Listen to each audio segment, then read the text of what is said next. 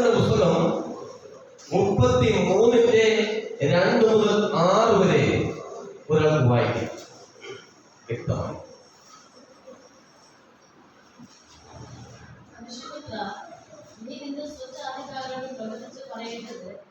ഞാൻ ഒരു ദേശത്തിന്റെ നേരെ വാൾ വരുത്തുമ്പോൾ ആ ദേശത്തിലെ ജനം തങ്ങളുടെ കൂട്ടത്തിൽ നിന്ന് ഒരു പുരുഷനെ തിരഞ്ഞെടുത്തു കാവൽക്കാരനാക്കി വച്ചാൽ, ദേശത്തിന്റെ നേരെ വാൾ വരുന്നത് കണ്ടിട്ട് അവൻ കാഹളം ഊതി ജനത്തെ ഓർമ്മപ്പെടുത്തുമ്പോൾ, ആരെങ്കിലും കാമത്തേക്ക് കരുകൊള്ളാതെ ഇരുന്നാൽ വാൾ വന്ന് അവനെ ഛേദിച്ചു കളയുന്നുവെങ്കിൽ അവന്റെ രക്തം അവന്റെ തലകൾ തന്നെ കുടിക്കും.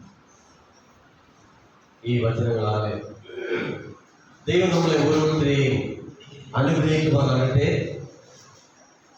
ഇതിനു മുമ്പ് എല്ലാവരെയും വചനം കേട്ടിരിക്കും അല്ലേ? വളരെ സുപരിചിതമായ ഒരു വചനം. എന്താ പറയുന്നത് അറിയോ? ഞാനൊരു ദേശത്തിന്റെ നേരെ വാൾ വരുത്തുമ്പോൾ ആ ദേശത്തിലെ ജനം തങ്ങളുടെ കൂട്ടത്തിൽ നിന്ന് ഒരു പുരുഷനെ തിരഞ്ഞെടുത്ത് കാവൽക്കാരനാക്കി വെച്ചാൽ, ദേശത്തിന് നേരെ വാൾ വരുന്നത് കണ്ടിട്ട് അവൻ കാഹളം ഊതിയ ദിനം ജനത്തെ ഓർമ്മപ്പെടുത്തുമ്പോൾ, ആരെങ്കിലും കാഹളനാദം കേട്ട് കരുതിക്കൊള്ളാതെ ഇരുന്നാൽ വാൾ വന്ന് അവനെ ഛേദിച്ചു കളയുന്നു എങ്കിൽ അവന്റെ രക്തം അവന്റെ തലമേൽ തന്നെ. താഴോട്ട് വായിക്കും പറയുന്നത്, അവൻ കാഹളനാദം കേട്ടിട്ട് കരുതിക്കൊണ്ടില്ല, അവന്റെ രക്തം അവന്റെ മേലിരിക്കും. കരുതിക്കൊണ്ടിരുന്നുവെങ്കിൽ അവൻ തന്റെ പ്രാണനെ രക്ഷിക്കുമായിരുന്നു. എന്നാൽ കാവൽക്കാരൻ വാൾ വരുന്നത് കണ്ട് കാഹളം ഊതാതെയും ജനം കരുതിക്കൊള്ളാതെയും ഇരുന്നിട്ട് വാൾ വന്ന് അവരുടെ ഇടയിൽ നിന്ന് ഒരുത്തനെ ഛേദിച്ചു കളയുന്നുവെങ്കിൽ ഇവൻ തന്റെ അകൃത്യ നിമിത്തം ഛേദിക്കപ്പെട്ടു പോയി. എങ്കിലും അവന്റെ രക്തം ഞാൻ കാവൽക്കാരോട് ചോദിക്കും. കാവൽക്കാരന്റെ ദൗത്യമാണ്. നമ്മളെല്ലാവരും ദൈവത്തിന്റെ സന്നിധിയിലെ കാവൽക്കാരാണ്. മറന്നു പോകും. എല്ലാവരും ആരാണ്? കാവൽക്കാരാണ്. നമ്മുടെ ദേശത്തിന്മേൽ കാവൽക്കാർ, നമ്മുടെ രാജ്യത്തിന്മേൽ കാവൽക്കാർ, നമ്മുടെ കുടുംബത്തിന്മേൽ കാവൽക്കാർ, എല്ലാത്തിന്മേലും നമ്മൾ ആരാണ്? കാവൽക്കാരാണ്. നോക്കണം. അങ്ങനെ ഇരിക്കെ വലിയ അനർത്ഥം വരുവാൻ വെക്കണം പോവുകയാണ്. കാവൽക്കാരൻ എന്ത് ചെയ്യണം? ദേശത്തോട് പറയണം.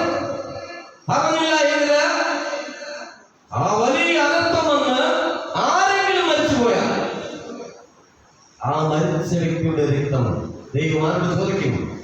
കാവൽക്കാരനോട് ചോദിക്കും. ഇന്നത്തെ നമ്മുടെ ചിന്താ വിഷയം കാവൽക്കാരൻ. എന്താണ് നമ്മുടെ ചിന്താ വിഷയം? എന്താണ്? കാവൽക്കാരൻ. അതാണ് നമ്മുടെ ഇന്നത്തെ ചിന്താ വിഷയം എന്ന് പറയുന്നത്. ഇപ്പൊ നോക്കണം. കാവൽക്കാരൻ എന്ത് ചെയ്യണം? ഒരനർത്ഥം വരുന്നു എന്ന് കേൾക്കുമ്പോൾ കാഹളം ഊതണം. കാഹളം ഊതുമ്പോൾ എന്ത് ചെയ്യും? എല്ലാവരും അറിയും. ഇവിടെയൊന്നുമില്ല, വടക്കോട്ടൊക്കെ പള്ളികളിൽ ചെന്ന് കഴിഞ്ഞാല് അവിടെയുള്ള പള്ളികളിൽ എന്തെങ്കിലും പ്രയാസം ഉണ്ടായിക്കഴിഞ്ഞാല് തപ്പ്യാതെ വന്നിട്ട് എന്ത് ചെയ്യും? കേട്ടിട്ടില്ല, മാണി കടിക്കും. അപ്പോ വിശ്വാസികൾ മനസ്സിലാക്കും, എന്തോ അനർത്ഥം ഉണ്ട്, നമ്മുടെ ചർച്ചയുമായി ബന്ധപ്പെട്ട് എന്തോ അനർത്ഥമുണ്ട്. ഓടും. എല്ലാവരും വീട്ടിൽ ചെയ്യും? ഈ ചർച്ചിലേക്ക് ഓടി വരും. അതുപോലെ കാഹളം ഊതേണ്ടതാണ് കാവൽക്കാരൻ. ഞാനും നിങ്ങളും കാവൽക്കാരൻ. ഈ ദേശത്തിന്മേല് എന്തെങ്കിലും പ്രയാസം വരുമെന്ന് കേൾക്കുമ്പോൾ അത് അവരെ അറിയിക്കേണ്ടതായ ബാധ്യത നമുക്കുള്ളതാണ്. ഈ രാജ്യത്തിന് ഇനിയും സംഭവിക്കാൻ പോകുന്നതായ വലിയ ദുരന്തങ്ങൾ അത് പറഞ്ഞു കേൾപ്പിക്കേണ്ടത് ആരാണ്? നിങ്ങൾ ഓരോരുത്തരുമാണ്. പാസ്റ്ററുടെ മാത്രം ദൗത്യമല്ല, നിങ്ങളുടെ കൂടി ദൗത്യമാണ്. കാര്യം നിങ്ങൾ ആരാണ്? കാവൽക്കാരാണ്. നമ്മുടെ ചിന്താ വിഷയം എന്താണെന്നത്? കാവൽക്കാരൻ. നോക്കണം, ഈ കാവലത്തിന് ചില പ്രത്യേകതകളുണ്ടായിരുന്നു. കാവലത്തിന് ചില പ്രത്യേകതകളുണ്ടായിരുന്നു. എന്തായിരുന്നു അറിയാം? എപ്പോഴൊക്കെയാണ് ഈ കാവലം ഊതേണ്ടത്? മണിയടിക്കേണ്ടത് എപ്പോഴാണ്? പള്ളിയുമായി ബന്ധപ്പെട്ട എന്തെങ്കിലും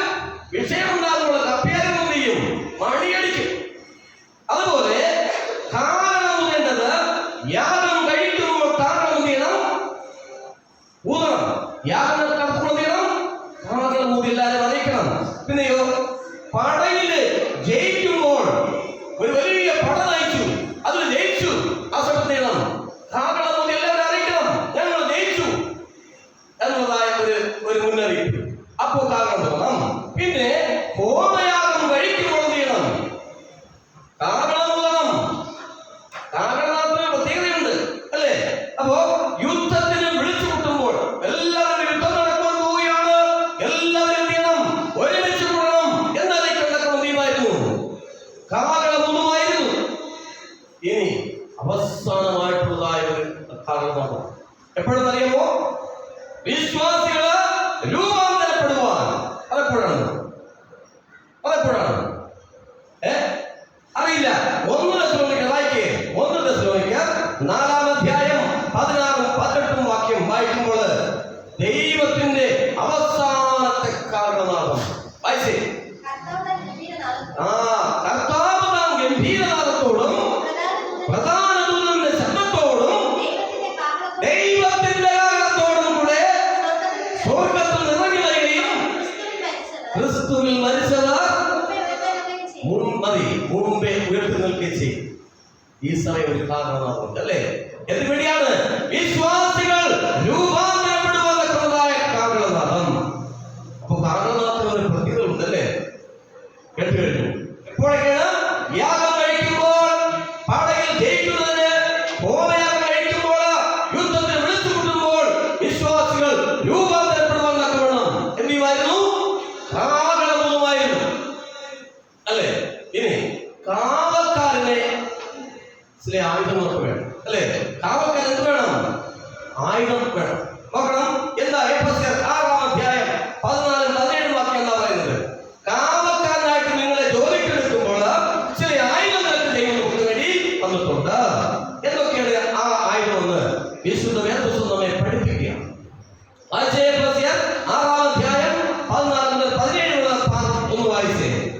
ഇതൊക്കെ കാവൽക്കാരന് വേണ്ടി ദൈവം കൊടുത്തിരിക്കുന്നതായ ആയുധങ്ങളാണ്. ഈ ആയുധം നിശ്ചയമായിട്ട് മാർക്കുണ്ടായിരിക്കണം, കാവൽക്കാരൻ ഉണ്ടായിരിക്കണം. വായിച്ചേ. നിങ്ങളുടെ അരയ്ക്ക് നീതി എന്ന കവചം ധരിച്ചും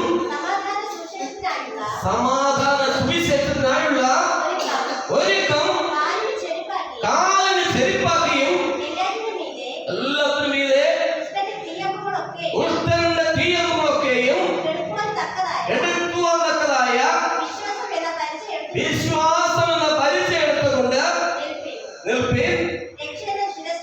രക്ഷ എന്ന ശിരസ്ത്രവും ദൈവവചനം എന്ന ആത്മാവിന്റെ വാളും കൈക്കൊള്ളുവിൻ. ഇത്രയും ആയുധം ആർക്ക് വേണം? കാവൽക്കാരന് വേണം അല്ലേ? നിശ്ചയമായിട്ടും ഇത്രയും ആയുധം ദൈവം നമുക്ക് നൽകിയിട്ടുണ്ട്. ഈ ആയുധങ്ങളുമായിട്ടാണ് നമ്മൾ കാവൽക്കാരനായിട്ട് ഈ ലോകത്തിൽ വേണ്ടിയത് ജീവിക്കേണ്ടത്. അപ്പൊ നമുക്ക് പോരാട്ടമുള്ള ആരോടാണ്? നമ്മുടെ സഹോദരങ്ങളാണ് നമുക്ക് പോരാട്ടമുള്ളത്. ആരോടാണ് പോരാടേണ്ടത്? 6-19 വാക്യം വായിച്ചേ. 6-19 വാക്യം വായിക്കുമ്പോൾ നമ്മൾ ആരോടാണ് പോരാടേണ്ടത്? നമുക്ക് പോരാട്ടം നമ്മുടെ സ്വന്തം രക്തങ്ങളോടല്ല നമുക്ക് പോരാട്ടമുള്ളത്. വാഴ്ചകളോടും അധികാരങ്ങളോടും ഈ അന്ധകാരത്തിന്റെ ലോകാധിപതികളോടും സ്വർലോകങ്ങളിലെ ദുഷ്ടാത്മസേനയോട് മാത്രമേ എന്നാണ് ദൈവത്തിന്റെ വചനം പറയുന്നത്. നമുക്ക് പോരാട്ടമുള്ളത്, വലിയ പോരാട്ടം സാത്താനോട് ആണ് നമുക്കുള്ളത്. അതിനാല് നമുക്ക് ഈ ആയുധങ്ങൾ ഇല്ല എങ്കിൽ നാം സാത്താന്റെ മുന്നിൽ എന്തായി മാറും? പരാജിതരായി മാറിപ്പോകും എന്ന് വേദപുസ്തകം നമ്മെ ചെയ്യുന്നു പഠിപ്പിക്കും. അപകട സാധ്യതയുള്ളതായ അതിർത്തികളിൽ അല്ലേ, നമ്മുടെ ഇന്ത്യയുടെ അതിർത്തികളില് ഉറക്കമുഴഞ്ഞ് കാത്തു നോക്കുകയാണ് ആര്? പട്ടാളക്കാരൻ. അതുകൊണ്ടാണ് നമ്മൾ സുഖമായിട്ട് ചെയ്യുന്നത്. നമ്മുടെ വീട്ടിൽ തോന്നുന്നത് അല്ലേ? നമ്മുടെ രാജ്യത്തിന്റെ അതിർത്തികളില് പട്ടാളക്കാര് എന്ത് ചെയ്യുന്നു? കാവൽ നിൽക്കുന്നതുകൊണ്ടാണ് നാം എന്ത് ചെയ്യുന്നത്? നമ്മുടെ ഭവനങ്ങളില് സുഖമായി കിടന്നുറങ്ങുന്നു. ഇല്ലെങ്കിൽ നമുക്ക് സുഖമായി കിടന്നുറങ്ങാൻ പറ്റത്തില്ല. കാര്യം എന്താ? ഏത് സമയം ഒരു യുദ്ധം, ഒരു ആക്രമണം എന്ത് ചെയ്യും? നമ്മുടെ രാജ്യത്തിന് സംഭവിക്കും.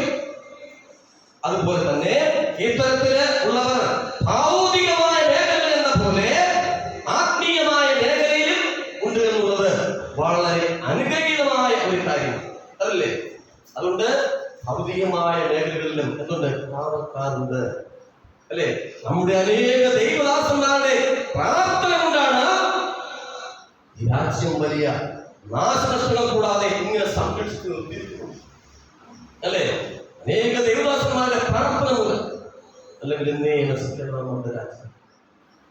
പ്രിയമുള്ള ദൈവത്തിന്റെ ജനങ്ങൾ, നമ്മളെല്ലാവരും കാവൽക്കാരാണെന്ന യാഥാർത്ഥ്യം ആരും മറന്നു പോകരുത് എന്ന് ദൈവത്തിന്റെ വചനം ചെയ്യുന്നു നമ്മെ പഠിപ്പിക്കും. ഭൂമിയില് ദൈവം സൃഷ്ടിച്ച ആദ്യ മനുഷ്യൻ ആരൊക്കെയാണ്? മനുഷ്യര് ആദ്യത്തെ ആളാണ് അല്ലെ?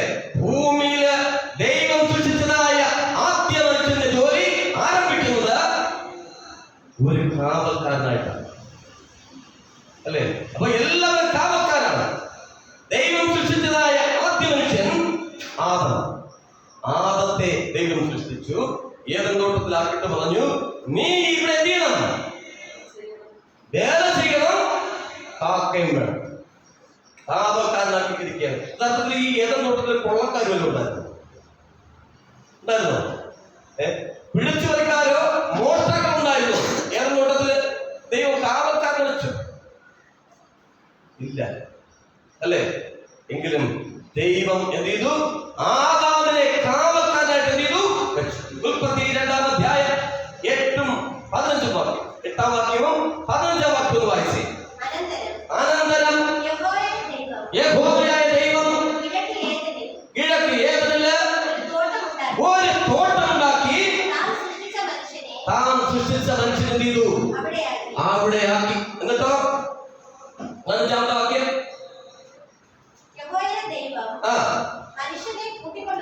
പോയി അതിനെ കാപ്പാൻ വേല ചെയ്യണം, കാക്കുകയും വേണം, അല്ലെ? ആദാമിന് കൊടുത്തതായ ജോലിയാണ്. ആരാ കൊടുത്തത്? ദൈവം കൊടുത്തതായ ജോലി. ഒരു കാവൽക്കാരന്റെ ജോലിയാണ് എന്ത് ചെയ്തത്? ആദാമിന് ദൈവം പ്രദാനം ചെയ്തത്. നമ്മളെ ദൈവം വിളിച്ചിരിക്കുന്നു കാവൽക്കാരനായിട്ട്. ആ ജോലി എത്രമാത്രം ഭംഗിയായി ചെയ്യുന്നു. കാവൽക്കാരനായി നിങ്ങളെ ദൈവം വിളിച്ചിരിക്കുക. ഒരു പക്ഷേ കാവൽക്കാരൻ നിലയിൽ നിങ്ങൾക്ക് തന്നിരിക്കുന്ന ജോലി ഇവിടുത്തെ മുറ്റമടിക്കുക എന്നുള്ളതാണ്. ചെയ്യുന്നുണ്ടോ? അല്ലെങ്കിൽ ഇവിടെയുള്ള മാറാലയൊക്കെ ഇങ്ങനെ ചെയ്യണം, അടിച്ചു കളയണം. ഒരു കാവൽക്കാരനെ വിളിച്ചിട്ട് പറഞ്ഞു, നീ എന്ത് ചെയ്യണം? നമ്മുടെ ആലയത്തിലെ ഈ മാറാലയൊക്കെ എന്ത് ചെയ്യണം? ഒന്ന് അടിച്ചു കളയണം. അത് നീ ചെയ്യുന്നുണ്ടോ? ഒരു പക്ഷേ ചെറിയേൽപ്പിച്ചിരിക്കുന്നത് ശാസ്ത്രം പഠിപ്പിക്കാവുന്നതാണ്. ചെയ്യുന്നുണ്ടോ? ദൈവത്തിന്റെ സന്നിധിയില് നീ കണക്ക് കൊടുക്കേണ്ടി വരും. കർത്താവിന്റെ വരവിങ്ങില് നിന്നോട് ചോദിക്കും, നീ എനിക്ക് വേണ്ടി എന്ത് ചെയ്തു എന്ന് ചോദിക്കുമ്പോൾ നമ്മളോട് ചോദിക്കും, ഞാൻ എന്തെങ്കിലും ചെയ്തിട്ടുണ്ടോ? അപ്പൊ ഇല്ല, പറയാൻ വേണ്ടിയില്ല, അല്ലേ? പറയാൻ വേണ്ടി ഞാൻ ദൈവത്തിന് വേണ്ടി ഒന്നും ചെയ്തിട്ടില്ല. എല്ലാ ശബ്ദത്തിലും എന്ത് ചെയ്യും? പോകും. ദൈവത്തിന് വേണ്ടി വല്ലതും ചെയ്തു? ഒന്നും ചെയ്തു. ദൈവത്തിന് വേണ്ടി എന്തെങ്കിലും ചെയ്യുവാനൊക്കെ നമുക്ക് സാധിക്കണം, അല്ലേ? ദാവീദിന്റെ മനസ്സിലെ ആഗ്രഹം നോക്കണം. ദൈവത്തിന്റെ ആലയത്തിൽ നീളം ഒരു കാവൽക്കാരനെ രാജാവാണ് പറയുന്നത്. രാജാവാണ് ഈ കാര്യം പറയുന്നത്. നോക്കണേ, രാജാവ് പറയുകയാണ് അവിടെ കിട്ടാത്തതായ സന്തോഷം, ആ രാജകൊട്ടാരത്തിന് കിട്ടാത്തതായ സന്തോഷം ദൈവത്തിന്റെ ആലയത്തിലെ വേലക്കാരനായിട്ടിരിക്കുമ്പോൾ എനിക്ക് കിട്ടും. അതായിരിക്കും ദൈവത്തിന് വേണ്ടി വേല ചെയ്തിട്ടുള്ള, അല്ലേ? ദൈവത്തിന് വേല ചെയ്യുമ്പോൾ നമുക്ക് സന്തോഷം ഉണ്ടാകുന്നു, സമാധാനം ഉണ്ടാകുന്നു, ആനന്ദം ഉണ്ടാകുന്നു. അതിനുവേണ്ടി സന്തോഷത്തോടെ ഇരിക്കണം. ദൈവത്തിന്റെ വേല ചെയ്യുവാൻ തക്കവണ്ണം ദൈവം നിങ്ങൾ അനുഗ്രഹിക്കട്ടെ എന്ന് ആത്മാർത്ഥമായിട്ട് പ്രാർത്ഥിക്കാം. ഇവിടെ ഉൽപ്പത്തി പുസ്തകം 4-ാം അധ്യായം 2 മുതൽ 9 വരെ ഒന്ന് ഓടിച്ചു വായിച്ചു.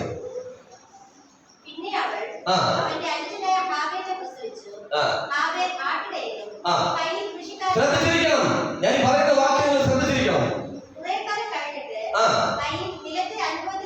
യഹോവയ്ക്ക് ഒരു വഴിപാട് കൊണ്ടുവന്നു. വഴിപാട് കൊണ്ടുവന്നു. ഹാവേലും ആട്ടിൻകൂട്ടത്തിലെ കടിഞ്ഞൂലുകളിൽ നിന്ന് അവയുടെ മേധസ്സിൽ നിന്ന് തന്നെ ഒരു വഴിപാട് കൊണ്ടുവന്നു. അത് ഹാബേൽ കൊണ്ടുവന്നു അല്ലേ, തന്റെ അനുജനായ ഹാബേൽ. എന്നിട്ടോ യഹോവ ഹാബേലിലും അവന്റെ വഴിപാടിലും പ്രസാദിച്ചു, കയീനിലും അവന്റെ വഴിപാടിലും പ്രസാദിച്ചില്ല. കയീന് ഏറ്റവും കോപമുണ്ടായി, അവന്റെ മുഖം പാടി. എന്നാലേ യഹോവ കയീനോട്, നീ കോപിക്കുന്നത് എന്തിനെ? നിന്റെ മുഖം പാടുന്നതും എന്ത്? നീ നന്മ ചെയ്യുന്നു എങ്കിൽ പ്രസാദം ഉണ്ടാകയില്ലയോ? നീ നന്മ ചെയ്യുന്നില്ലെങ്കിലോ പാപം വാതിൽക്കൽ കിടക്കുന്നു. അതിന്റെ ആഗ്രഹം നിന്നിലേക്ക് ആകുന്നു, നീയോ അതിനെ കീഴടക്കണം എന്ന് കൽപ്പിച്ചു. എന്നാലേ കയീൻ തന്റെ അനുജനായ ഹാബേലിനോട്, നാം വയലിൽ വയലിലേക്ക് പോക എന്ന് പറഞ്ഞു. അവർ വയലിലിരിക്കുമ്പോൾ കയീൻ തന്റെ അനുജനായ ഹാബേലിനോട് കയർത്തു ചെയ്തു, അവനെ കൊന്നുകളഞ്ഞു. ആരെ? കായീൻ ഹാബേലിനെ കൊന്നുകളഞ്ഞു. എന്നിട്ടോ പിന്നെ യഹോവ കയീനോട്, നിന്റെ അനുജനായ ഹാബേൽ എവിടെ? നോക്കണം, ഈ ചോദ്യത്തിന് വളരെയധികം പ്രസക്തിയുണ്ട്. നിന്റെ അനുജനായ അതെവിടെയെന്ന് ചോദിച്ചു. ഹാബേൽ എവിടെയെന്ന് ചോദിച്ചു. അത് ചോദിച്ചു, ദൈവം ചോദിച്ചു. അപ്പൊ പറഞ്ഞൊരു മറുപടി ഉണ്ട്, എന്താണെന്നറിയോ? ഞാൻ അറിയുന്നില്ല, ഞാൻ എന്റെ അനുജന്റെ കാവൽക്കാരനോ എന്നവൻ ചോദിച്ചു. ഞാൻ എന്റെ അനുജന്റെ കാവൽക്കാരനല്ല. ദൈവം ചോദിച്ച മറുപടി അറിയാണ്, ഞാൻ എന്റെ അനുജന്റെ കാവൽക്കാരനല്ല എന്ന് പറഞ്ഞു. അത് പറഞ്ഞു അല്ലേ? നോക്കണം, യെരൂശലേം ദേവാലയത്തിൽ ധാരാളം കാവൽക്കാരുണ്ടായിരുന്നു. യെരൂശലേം ദേവാലയത്തില് ധാരാളം കാവൽക്കാരുണ്ടായിരുന്നു. അങ്ങനെ ഓരോ തുറകളിലും ഓരോ സാഹചര്യങ്ങളിലും കാവൽക്കാരെ വെക്കുന്നതായ പതിവ് പണ്ടേ ഉണ്ടായിരുന്നു. ദൈവം, മഹോന്നതനായ ദൈവം നമ്മളെ കാവൽക്കാരാക്കി വെച്ചിരിക്കുകയാണ്. ദൈവത്തിന് ചില പദ്ധതികളുണ്ട്, അത് നമ്മളുടെ നീളം നടപ്പിലാക്കണം. അതിനുവേണ്ടി ദൈവം എന്ത് ചെയ്തു? നമ്മെ ഏവരെയും കാവൽക്കാരായി വെച്ചിരിക്കുക. ഈ പദവി വളരെ മഹത്തായ ഒരു പദവിയാണ്. ഇതാരും ചെയ്യരുത്, നിസ്സാരമായിട്ട് കാണരുത്. കർത്താവിന്റെ വരവിൽ ചോദിക്കും, നീ എനിക്ക് വേണ്ടി എന്ത് ചെയ്തു? നിന്നെ ഏൽപ്പിച്ചതായ ദൗത്യം നീ എനിക്ക് വേണ്ടി ചെയ്തു തീർത്തുവോ എന്ന് ചോദിക്കും. എന്ന് പറയണം, ഞാൻ എന്റെ കർത്താവിന് വേണ്ടി നിരവധിയായ കാര്യങ്ങൾ ചെയ്തു എന്ന് പറയുവാൻ നമുക്ക് സാധിക്കും. ദൈവം ചോദിച്ചു. അപ്പൊ പറയും, നല്ലവനും വിശ്വസ്തനുമായ ദാസനെ, നിനക്ക് വേണ്ടി ഒരുക്കിയിരിക്കുന്ന ആ മുഖ്യമായ രാജ്യം കരസ്ഥമാക്കുന്നു അല്ലെ? അല്ലെങ്കിൽ നാം വേറെ ചെയ്തില്ല എങ്കിൽ ദുഷ്ടദാസനുള്ളതായ വിളിക്ക് യോഗ്യരായി മാറും കേട്ടോ. അപ്പൊ അതൊന്ന് മനസ്സിലാക്കി. ഇവിടെ വേദപുസ്തകത്തില് ഇനിയാണ് നമ്മൾ കാര്യത്തിലേക്ക് വരുന്നത്. വേദപുസ്തകത്തില് 5 ദോഷമുള്ളതായ കാവൽക്കാരെ കുറിച്ച് പ്രതിപാദിക്കുക. എന്താ? 5 ദോഷമുള്ളതായ കാവൽക്കാർ. ഈ 5 കാവൽക്കാരിൽ നമ്മൾ പെടുന്നതിനെ കുറിച്ച് നിങ്ങൾ തന്നെ നിങ്ങളോട് ചോദിക്കും. എന്താ 5 ദോഷമുള്ളതായ കാവൽക്കാർ? ആരൊക്കെയാണ് നോക്കാം. 1, കുരുടന്മാരായ കാവൽക്കാർ. കണ്ണ് കാണാം. ഈ കുരുടന്മാർക്ക് കാണാം, കണ്ണ് കാണാം. പക്ഷേ കുരുടന്മാർ ചെയ്യുന്ന പോലുള്ള കാര്യങ്ങൾ എന്ത് ചെയ്യപ്പെടും? ഇവർ ചെയ്യും. അല്ല, കുരുടന്മാരായ കാവൽക്കാർ. യേശയ്യാ 56-10 വാക്യം അങ്ങനെ പറയുന്നു. കുരുടന്മാരായ കാവൽക്കാർ, അവരെ കൊണ്ട് യാതൊരു പ്രയോജനമില്ല. നമ്മൾ കുരുടന്മാരായ കാവൽക്കാർ ഒരിക്കലും ആവരുത്. ദൈവം ഏൽപ്പിച്ചിരിക്കുന്നത് നല്ല കാവൽക്കാരായി മാറുവാനാണ്. കുരുടന്മാർക്ക് പിന്നെ കാര്യമായിട്ടൊന്നും ചെയ്യണ്ടല്ലോ. അങ്ങനെയുള്ളതായ കാവൽക്കാരായി മാറരുത്. ആത്മാർത്ഥതയുള്ളതായ കാവൽക്കാരായി മാറുവാൻ നമുക്ക് സാധിക്കണം. കുരുടന്മാരായ കാവൽക്കാരായി മാറുവാൻ ഇടവരരുത്. 2, പരിജ്ഞാനമില്ലാത്തതായ കാവൽക്കാർ. കാവൽക്കാർക്ക് എന്ത് വേണം? പരിജ്ഞാനം വേണം അല്ലേ? പരിജ്ഞാനമില്ലെങ്കിൽ എന്ത് സംഭവിക്കും? ഏത് പുസ്തകം പറയുന്നു? ജനം നശിച്ചു പോകും. ആര് പറയുന്നു? ഓശി പറയുകയാണ്. പരിജ്ഞാനമില്ലായ്മയാൽ എന്റെ ജനം നശിച്ചു പോകുന്നു. അതുകൊണ്ട് എന്ത് വേണം? പരിജ്ഞാനം വേണം. അതെവിടെ നിന്ന് കിട്ടും? എവിടെ നിന്ന് കിട്ടും? എവിടെ കിട്ടും? തിരുവചനം പഠിക്കുമ്പോൾ നമുക്ക് ലഭിക്കും അല്ലേ? അപ്പൊ അത് ചെയ്യാനായിട്ട് നമുക്ക് സാധിക്കണം. അപ്പൊ പരിജ്ഞാനം ഉണ്ടായിരിക്കണം. 1, കുരുടന്മാരായ കാവൽക്കാർ. ദൈവത്തിന്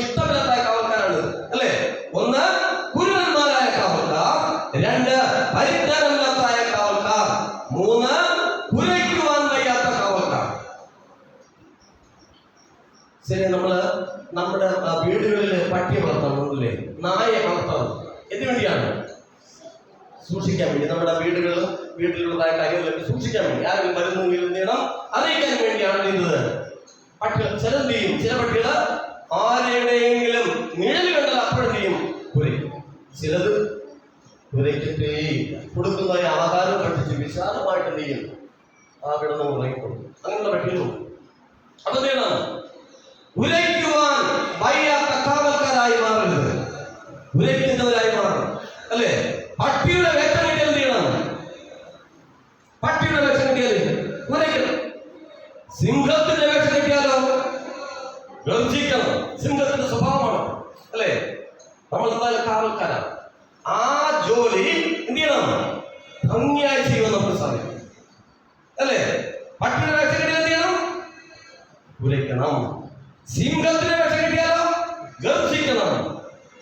അപ്പോ സിംഹത്തിന്റെ വേഷത്തിലാണ് എന്ത് ചെയ്യണം? ഗർജിക്കുവാൻ നമുക്ക് സാധിക്കണം. പിന്നെ പറയുന്നത് നാലാമത്തെ കാവൽക്കാര് നിദ്രാപ്രിയന്മാരായ കാവൽക്കാർ. ഉറക്കം, സദാസമയത്തും ഉറക്കം, അല്ലേ? എന്തു ചെയ്താലും ഉറക്കം, പണിക്കൊന്നും പോകത്തില്ല, ഉറക്കം തന്നെ ഉറക്കം. അതും ദൈവത്തിന് വേണ്ട. അങ്ങനെയുള്ള കാവൽക്കാരെ ആർക്ക് വേണ്ട? ദൈവത്തിന് വേണ്ട, അല്ലേ? നിദ്രാപ്രിയന്മാരായ കാവൽക്കാർ. ഒരു കഥ ഓർക്കുകയാണ്. പെർഗമസ് എന്ന് പറയുന്നതായ മനോഹരമായ ഒരു പട്ടണം, ഒരു നഗരം. പെർഗമസ് എന്ന് പറയുന്നതായ മനോഹരമായ ഒരു പട്ടണം. നിദ്രാപ്രിയന്മാരായ കാവൽക്കാരെ കുറിച്ച് പറഞ്ഞപ്പോഴാണ് ഓർക്കുന്നത്, അല്ലേ? പെർഗമസ് എന്ന് പറയുന്നതായ ഒരു മനോഹരമായ പട്ടണം, അല്ല നഗരം. ഇത് ഒരു മലയുടെ മുകളിലാണ്. മലയുടെ മുകളില് നല്ല നിരന്ന ഒരു പ്രദേശത്തിലാണ് ഈ പട്ടണം സ്ഥിതി ചെയ്യുന്നത്. പക്ഷേ ഇവിടേക്ക് പ്രവേശിക്കുന്നതൊക്കെ വേണം ഒരു വാതിൽ മാത്രമേ ഉള്ളൂ, ഒരു വഴി ഉണ്ടായിരുന്നു. ആർക്കും ഈ പട്ടണത്തെ ആക്രമിച്ച് കീഴ്പ്പെടുത്തുവാൻ പറ്റത്തില്ല. അതിനെന്താ? ഒരു വഴിയേ ഉള്ളൂ. ഈ പട്ടണത്തിലേക്ക് പ്രവേശിക്കാൻ ഒരു വഴിയേ ഉള്ളൂ. അതുകൊണ്ട് ഈ വഴിയെ ആര് വന്നാലും മുകളിൽ നിന്ന് ഭയങ്കരമായ പാറകൾ തള്ളിയിട്ട് ചെയ്യാൻ പറ്റും. അവരെ തോൽപ്പിക്കുവാനായിട്ട് പെർഗമസിലെ ആളുകൾക്ക് പറ്റുമായിരുന്നു. അതുകൊണ്ട് ആരോട് യുദ്ധത്തിന് പോകത്തില്ല, മനസ്സിലായില്ലേ? എന്നാൽ ഓരോ രാജാവ് ചെയ്തു ഈ പട്ടണത്തെ എങ്ങനെയെങ്കിലും ആക്രമിച്ച് കീഴ്പ്പെടുത്തുന്നതായ മനസ്സോടെ പല രാത്രികളിലും തൊട്ടടുത്തതായ ഒരു മലയില് ഉറക്കമുളച്ച് കാത്തിരുന്നു. എന്താണ്? ഓരോ രാജാവ് ഈ പെർഗമസ് പട്ടണത്തെ എങ്ങനെയെങ്കിലും ആക്രമിച്ച് എന്റെ അധീനതയിലാക്കണം എന്നതായ ചിന്തകൾ ചെയ്തു. പല രാത്രികൾ പോലീസ് രാജാവ് തൊട്ടടുത്തതായ ഒരു മലയിൽ ചെയ്തു കാത്തിരുന്നു. അവസരമൊന്നും ലഭിച്ചില്ല. ഒരു നിലാവുള്ളതായ രാത്രിക്ക് പോലീസ് രാജാവ് ചെയ്തു തൊട്ടടുത്ത പെർഗമസ് നഗരത്തെ വീക്ഷിച്ചുകൊണ്ട് ഇങ്ങനെ നിന്നു. ആ സമയത്ത് കാവൽക്കാരൻ ഇങ്ങനെ കാവൽ നിൽക്കുകയാണ്. പ്രവേശനമില്ല. പോലീസ് രാജാവ് ശ്രദ്ധിച്ചു, ഒരു മനുഷ്യൻ കാവൽ നിൽക്കുകയാണ്. എന്നാൽ ആ മനുഷ്യൻ ഇങ്ങനെ ആടിക്കൊണ്ടിരുന്നു. എന്ത് ചെയ്യുകയായിരുന്നു? ഉറങ്ങുകയായിരുന്നു. വിശാലമായിട്ട് കാവലിരിക്കുന്ന ആള് ഉറങ്ങുകയായിരുന്നു. പോലീസ് രാജാവ് ഇത് നിലാവെളിച്ചത്തിൽ കണ്ടു. നോക്കി, ഇയാള് ഉറങ്ങി ചെയ്തു. ഈ തലയിലെ തൊപ്പി ചെയ്തു. പിന്നെ താഴേക്ക് പോയി. താഴേക്ക് പോയപ്പോൾ ഈ പെർഗമസിലെ ആളുകൾക്ക് രഹസ്യമായ വഴികളുണ്ടായിരുന്നു. ഈ ഒരു വഴി മാത്രമല്ല, രഹസ്യമായിട്ട് അവർക്ക് പല വഴികളുണ്ടായിരുന്നു. ഓരോ രാജാവ് നോക്കിയപ്പോൾ ഒരു പ്രത്യേക വഴിയിലൂടെ ഈ പടങ്ങിൽ തന്നെ കളഞ്ഞുപോയ തൊപ്പിയെടുക്കാനായിട്ട് താഴേക്ക് വരുന്ന ആര് കണ്ടു? ഓരോ രാജാവ് നിലാവെളിച്ചത്തിൽ ചെയ്തു ആ മലയുടെ മുകളിൽ നിന്ന് ഈ കാഴ്ച കണ്ടു. രാജാവ് ശ്രദ്ധിച്ചു. അപ്പോ രഹസ്യമായ വഴി ഉണ്ടെന്ന് മനസ്സിലായി. ആ രഹസ്യ വഴിയിലൂടെ അന്ന് രാത്രി തന്നെ എന്ത് ചെയ്തു? പോലീസ് രാജാവും പട്ടാളക്കാർ എന്ത് ചെയ്തു? ഈ പട്ടണത്തിലേക്ക് കടക്കുകയും ആ പട്ടണത്തെ ആക്രമിച്ച് കീഴ്പ്പെടുത്തുകയും ചെയ്തു. ഒരു ഉറക്കമാണ് അവരുണ്ടാക്കിയത്, അല്ലേ? ഒരു ഉറക്കം. അതുകൊണ്ട് ഉറങ്ങുന്ന നിദ്രാപ്രിയന്മാരായ കാവൽക്കാരെ ആർക്കും വേണ്ട, ദൈവത്തിന് വേണ്ട. ഉറക്കമില്ലാത്തവരായിരിക്കും. അല്ലേ? നാം സുഖമായി കിടന്നുറങ്ങുമ്പോൾ പിശാച് ഏതെല്ലാം വിധത്തിൽ നമ്മളെ തെറ്റിക്കാമെന്നുള്ളതായ ചിന്തയിൽ ഉറക്കമുളച്ച് നടക്കുക, അല്ലേ? അതുകൊണ്ട് നമ്മൾ ഓർക്കണം, നമ്മള് ഉറക്കം വരാത്ത രാത്രികളാക്കി മാറ്റണം എന്നുള്ളതായ ഇവിടെ എന്ത് ചെയ്തു? നാം നിദ്രാപ്രിയന്മാരായ കാവൽക്കാർ ആകാതിരിക്കുന്ന ശ്രമിക്കണം. പിന്നെ ചില കാവൽക്കാരുണ്ട് സ്വപ്നം കണ്ട് കിടന്നു വന്നു. ഒരു കാര്യം ജീവിതത്തിൽ നേടില്ല, പക്ഷെ എന്തൊക്കെയോ നേടണമെന്നുള്ളതായ സ്വപ്നമുണ്ട്. അത് നടക്കാത്തതായ സ്വപ്നങ്ങൾ, അങ്ങനെയുള്ളതായ കാവൽക്കാരൻ. അപ്പോൾ ഈ 5 കാവൽക്കാരെ ആർക്ക് വേണ്ട? ദൈവത്തിന് വേണ്ട. ഒന്ന്, ഗുരുടന്മാരായ കാവൽക്കാർ, പരിജ്ഞാനമില്ലാത്തതായ കാവൽക്കാര്, കുലയ്ക്കാൻ കഴിയാത്തതായ കാവൽക്കാർ, നിദ്രാപ്രിയന്മാരായ കാവൽക്കാർ, സ്വപ്നം കണ്ട് കിടന്നുറങ്ങുന്നതായ കാവൽക്കാർ. ഇവരെ ആർക്ക് വേണ്ട? ദൈവത്തിന് വേണ്ട. ഇവരെ കൊണ്ട് ദൈവത്തിന് ആവശ്യമില്ല. എന്നാൽ ദൈവത്തിന് ആവശ്യമുള്ളതായ ചില കാവൽക്കാരുണ്ട്. നമ്മെ പഠിപ്പിക്കും. അവരാരൊക്കെയാണ് നമുക്ക് നോക്കാം. ഇതിൽ ഏതാണ് നമ്മുടെ സ്വഭാവമായിട്ട് ഇണങ്ങുന്നത് നോക്കണം, അല്ലേ? ഞാൻ പറഞ്ഞ ഈ 5 കാവൽക്കാർ ദൈവത്തിന് വേണ്ട. എന്നാൽ ഇനി പറയുന്നതായ 5 പേരെ ദൈവത്തിന് ആവശ്യമുണ്ട്. അതായിരിക്കണം, അങ്ങനെ ആയിരിക്കണം. ആർക്ക് വേണ്ടി വേല ചെയ്യുവാൻ? ദൈവത്തിന് വേണ്ടി വേല ചെയ്യുവാൻ. അതുകൊണ്ട് കാവൽക്കാരൻ ഒന്നാമത്തെ കാര്യം, ഒന്നാമത്തെ കാവൽക്കാരൻ, ദൈവത്തിന് ആവശ്യമുള്ള കാവൽക്കാരനും കാവൽക്കാരൻ മാൾ വരുന്നത് കണ്ട് കാണണം, ഇരിക്കരുത്. അപ്പൊ ഇവിടെ ദൈവത്തിന് ആവശ്യമായ കാവൽക്കാരൻ പറയുന്നത്, കാവൽക്കാരൻ മാൾ വരുന്നത് കണ്ട് എന്ത് ചെയ്യണം? കാകളം മൂതണം. കാകളം മൂതുമ്പോൾ എല്ലാവരും അറിയും എന്തോ കാരണമുണ്ട്. കാവൽക്കാരൻ ഇതാ ചെയ്യുന്നു, കാകളം മൂതുന്നു. എല്ലാവരും അറിയും. വലിയൊരു നാശത്തിൽ നമുക്ക് ലഭിക്കും, വിടുതൽ ലഭിക്കും, ആശ്വാസം നമുക്ക് ലഭിക്കും. അതുകൊണ്ട് എന്ത് ചെയ്യണം? കാകളം മൂതണം. രണ്ടാമത്, കാവൽക്കാരൻ ദൈവവചനം കേട്ട് ജനത്തെ ഓർമ്മപ്പെടുത്തുന്നവനായിരിക്കണം. ദൈവവചനം കേട്ട് മറന്നു പോയത് എന്ത് ചെയ്യണം? അത് കേട്ട് ജനത്തെ ഓർമ്മപ്പെടുത്തുന്നവനായിരിക്കണം. യെഹെസ്കേൽ 33:7 വാക്യം വായിച്ചേ.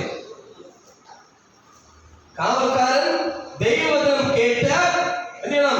ജനത്തെ ഓർമ്മപ്പെടുത്തുന്നവനായിരിക്കണം.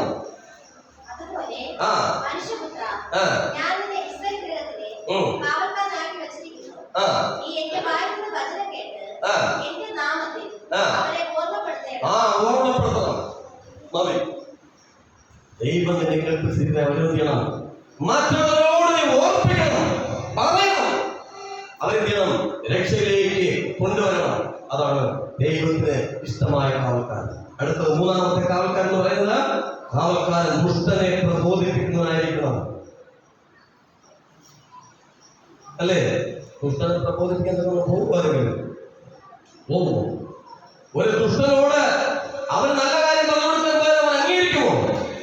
എന്നാൽ ദൈവത്തിന്റെ വചനം പറയുന്നു, കാവൽക്കാരൻ ദുഷ്ടനെ പ്രബോധിപ്പിക്കുന്നതായിരിക്കണം. 33:8 വാക്യം. യെഹെസ്കേൽ 33:8. ഞാൻ ദുഷ്ടനോട്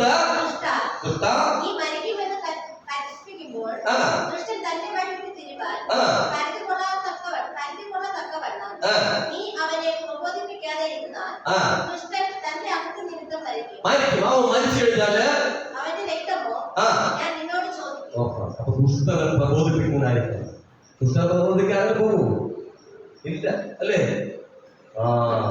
അപ്പൊ നമ്മൾ എന്ത് ചെയ്യും? നമ്മളെ ആത്മഹത്യ.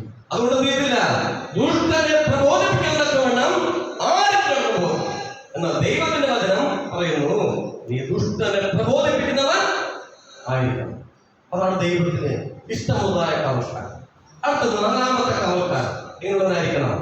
കാവൽക്കാരൻ ശബ്ദം ഉയർത്തി പ്രബോധിപ്പിക്കുന്നതായിരിക്കണം, അല്ലേ? ശബ്ദം ഉയർത്തണം. ശബ്ദം ഉയർത്തി കേൾക്കുവാൻ ചെയ്യണം, പ്രബോധിപ്പിക്കുന്നതായിരിക്കണം. കാവൽക്കാരൻ ശബ്ദം ഉയർത്തി പ്രബോധിപ്പിക്കുന്നവനായിരിക്കണം. അങ്ങനെയുള്ള കാവൽക്കാരനെയാണ് ദൈവത്തിന് ഇഷ്ടം. യെശയ്യാവ് 58:1 വാക്യം. യെശയ്യാവ് 58:1 വാക്യം പറയുന്നു, ഉറക്കെ വിളിക്കുക, അതിനെ അടങ്ങിയിരിക്കരുത്.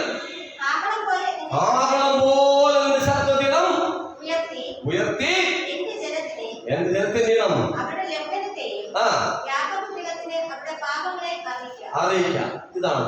അപ്പോ ശബ്ദം ഉയർത്താതിരിക്കരുത്, അല്ലെ? നമ്മുടെ ഇവിടെ ഒരു ശാപം പ്രകടിപ്പിക്കാൻ വന്നു കഴിഞ്ഞാൽ ശബ്ദമില്ല, അല്ലെ? ഒരു ബീച്ചത്തൊക്കെ പറയാൻ വന്നു കഴിഞ്ഞാൽ ശബ്ദമേ ഇല്ല. ആർക്ക് വേണ്ടി വേല ചെയ്യാണ്?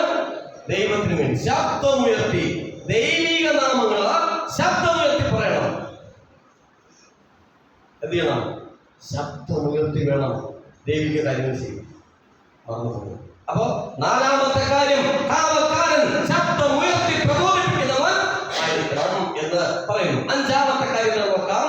കാവൽക്കാരൻ യഹോവയെ ഓർമ്മപ്പെടുത്തുന്നവനായിരിക്കണം. യഹോവയെ ഓർമ്മപ്പെടുത്തുന്നവനായിരിക്കണം കാവൽക്കാരൻ, അല്ലേ? കാവൽക്കാരൻ യഹോവയെ ഓർമ്മിപ്പിക്കുന്നവൻ ആയിരിക്കണം. യെശയ്യാവ് 62-ന്റെ 6-ാമത്തെ വാക്യം വായിച്ചേ. 62-ന്റെ 6-ാമത്തെ വാക്യം. കാവൽക്കാരൻ യഹോവയെ ഓർമ്മിപ്പിക്കുന്നവൻ ആയിരിക്കണം കാവൽക്കാരൻ. അതാണ് ദൈവത്തിന് ഏറ്റവും ഇഷ്ടമുള്ളതായ കാവൽക്കാരൻ എന്ന് ദൈവത്തിന്റെ വചനം പഠിപ്പിക്കുന്നു.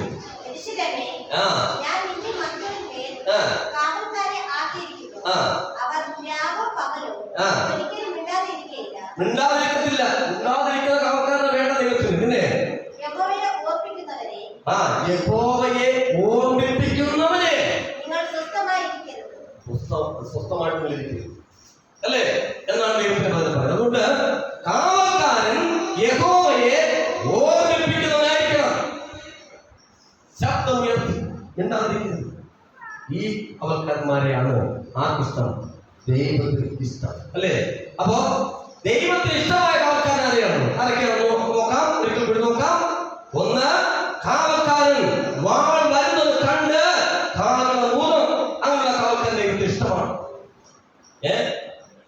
അവൻ നശിക്കട്ടെ. നമ്മുടെ ചിന്തതാണ്, ഞാൻ പള്ളിയിലൊക്കെ പോകുന്നുണ്ട്, ഞാൻ രക്ഷപ്പെടും. മറ്റടുത്തുള്ള നമ്മുടെ അയൽപക്കം താമസിക്കുന്ന ആള് അവൻ ഒരിക്കലും രക്ഷപ്പെടരുത്. അവന്റെ അടുത്ത് ഒരു കാര്യം ചെയ്ത് പറയുന്നത്. അതാണ് മനസ്സിൽ, അല്ലേ? അപ്പോ ഒരു അപകടം വരുവാനൊക്കെ പോവുകയാണ്. ഈ ലോകത്തിന് വരുവാൻ പോകുന്നതായ പ്രയാസങ്ങളെ ഓർത്തു കഴിഞ്ഞാൽ നമുക്ക് ഉണ്ടായിരിക്കാൻ പറ്റത്തില്ല, അല്ലേ? നമുക്ക് ചെയ്യണം, പറയണം. ഓക്കെ, കാവൽക്കാരൻ വാൾ വരുന്നത് കണ്ട് കാരണം പോകുന്നതായ കാവൽക്കാരന്റെ ദൈവത്തിന് ആവശ്യമുണ്ട്. 2, കാവൽക്കാരൻ ദൈവവചനം കേട്ട് ജനത്തെ ഓർമ്മപ്പെടുത്തുന്നവനായിരിക്കണം. നല്ല കാവൽക്കാരൻ. 3ാമത്തത്, കാവൽക്കാരൻ ദുഷ്ടനെ പ്രബോധിപ്പിക്കുന്നവനായിരിക്കണം. ദുഷ്ടനെ പ്രബോധിപ്പിക്കുന്നവൻ ആയിരിക്കണം. ഇനിയോ 4ാമത്തത്, കാവൽക്കാരൻ ശബ്ദം ഉയർത്തി പ്രബോധിപ്പിക്കുന്നവൻ ആയിരിക്കണം. 5ാമത്തെ കാര്യം എന്താ? 5ാമത്തെ കാര്യം എന്താ പറയുന്നത്? കാവൽക്കാരൻ യഹോവയെ ഓർമ്മപ്പെടുത്തുന്നവനായിരിക്കണം. പ്രിയമുള്ളവരെ, നാം എല്ലാവരും ആരാണ്? കാവൽക്കാരൻ. ആദ്യം പറഞ്ഞതായ 5 കാവൽക്കാരായി മാറണം. ഇപ്പോൾ പറഞ്ഞതായ 5 കാവൽക്കാരായി മാറണം. ഇത് ഓർമ്മയിൽ സൂക്ഷിക്കും. നമ്മളെല്ലാവരെയും ദൈവം കാവൽക്കാരാക്കി വച്ചിരിക്കുകയാണ്, അല്ലേ? നമ്മളെല്ലാം ആരുടെ കാവൽക്കാരാണ്? നമ്മള് കുടുംബത്തിന്റെ കാവൽക്കാർ. മക്കളെ പരിപാലിക്കുന്നതില് എന്ത് ചെയ്യണം?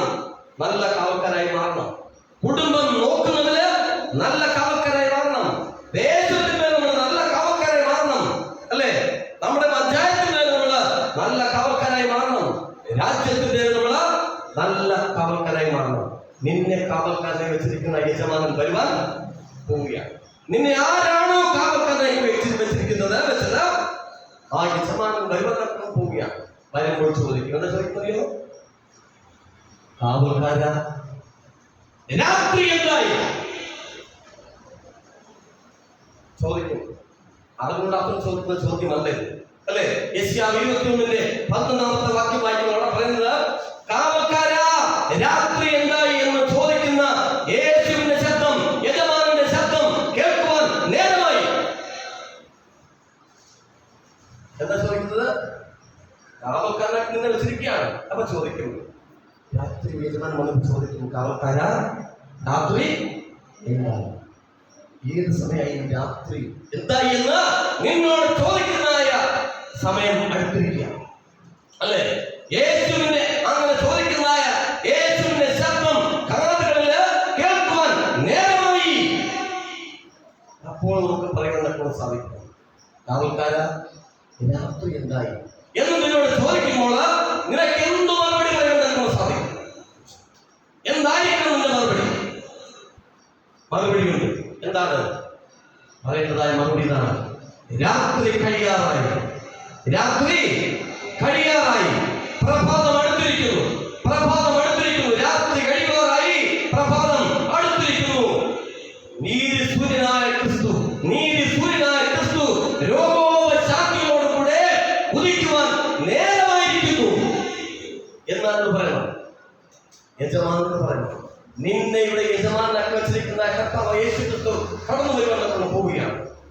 കാവൽക്കാര, രാത്രി എന്തായി എന്ന് നിന്നോട് ചോദിക്കാൻ പോകുന്നതായ നാളുകൾ വരിക.